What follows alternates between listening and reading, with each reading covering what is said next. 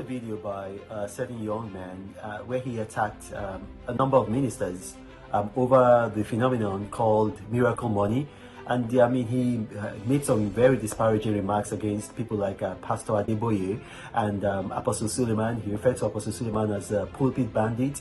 And you know, like they said several other unsavory things. And the issue is about miracle money. And if you know, I mean, a lot of people, they follow me, you know, like I am one of those people who are very, very displeased with unsavory things that happen under the guise of Christianity, and I address them.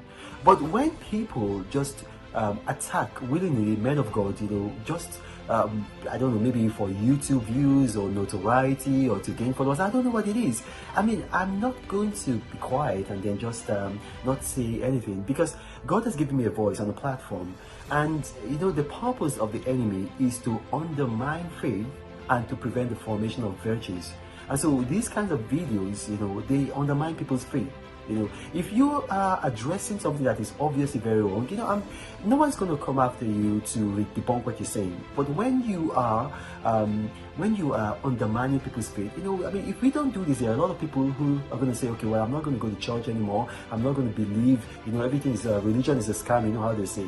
Listen, you know, miracle money does exist, and it's not what you think it is. You know, now there's a difference between miracle money and magic money. Now, magic money, like maybe you're told that rub this handkerchief, jump up 7 times, clap your hands, and then money will come. That's magic money. That's magic money.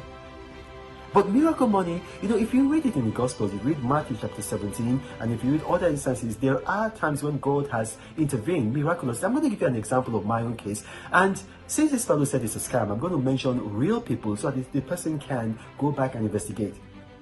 2005, I was fired by former President Obasanjo from my job in Nigeria. I was an aide to then Vice President Atiku Abubakar, and so I mean, like, I just didn't feel safe. There was a lot of things happening in Nigeria with the third term agenda, so I decided to come to the United States.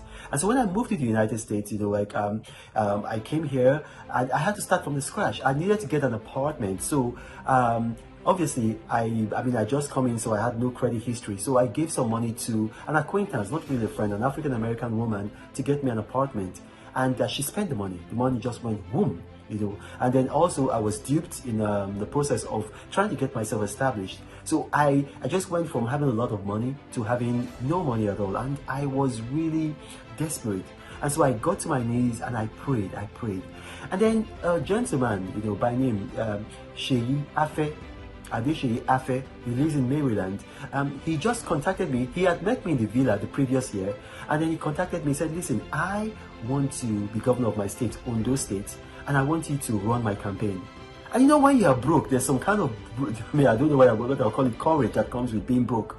So I sent the guy an email, and I've given this testimony before in the past. I sent him an email. I said, listen, you know, if you are serious, you know, just put $1,000 down payment, you know. And then the guy sent me an email back, almost, in fact, within 5 minutes, and said the $10,000 will be in the mail tomorrow. And I was shocked. I said, I only told him $1,000.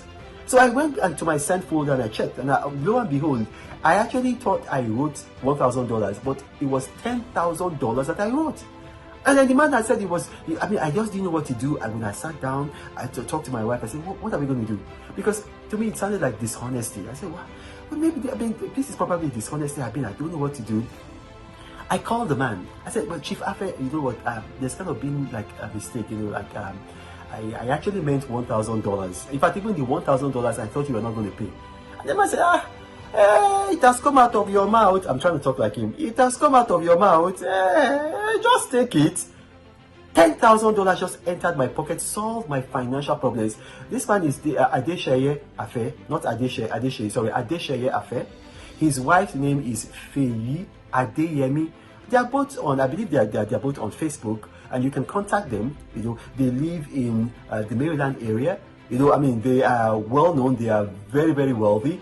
The man was a gubernatorial contestant in 2007 under the AC, then it was called Action Congress, which later became Action Congress of Nigeria, which is one of the legacy parties that formed the APC. He's alive.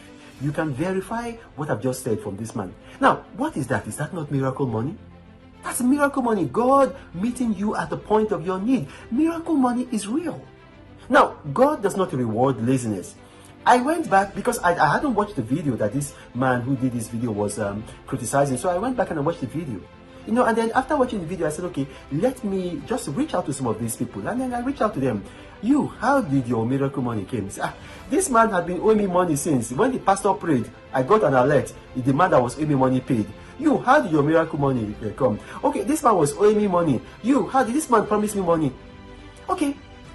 All these people, and then in the video that this fellow said, he said like the man of God, it was Apostle Suleiman, must have paid the money into these people's account. Okay, now I'm reno omokri. I'm well known, I'm a man of means. I'm going to give this man $10,000. $10,000 if he can prove that the incident that he was criticizing was fraudulent. $10,000. Just provide only one person. I'll pay you $10,000. I can give you $10,000 in escrow to anybody. If you like, you call DCP Abakiari. I heard that he likes to collect, he's a debt collector. I will pay him the $10,000 to hold in trust, or anybody, call, whoever you want to call. I'll give you $10,000. Go and produce one person. You can't just be undermining people's faith in their pastors, in their ministry, and then in God. People don't have faith in their pastors. They have faith in God. But here's the thing. They hear the word of God through their pastors. So if you now come out and tell them that your pastor is a pulpit bandit, what's going to happen? You're going to undermine their faith. My name is Reno Omokri. Thank you for watching. And I'm expecting that man to take up my offer. God bless you.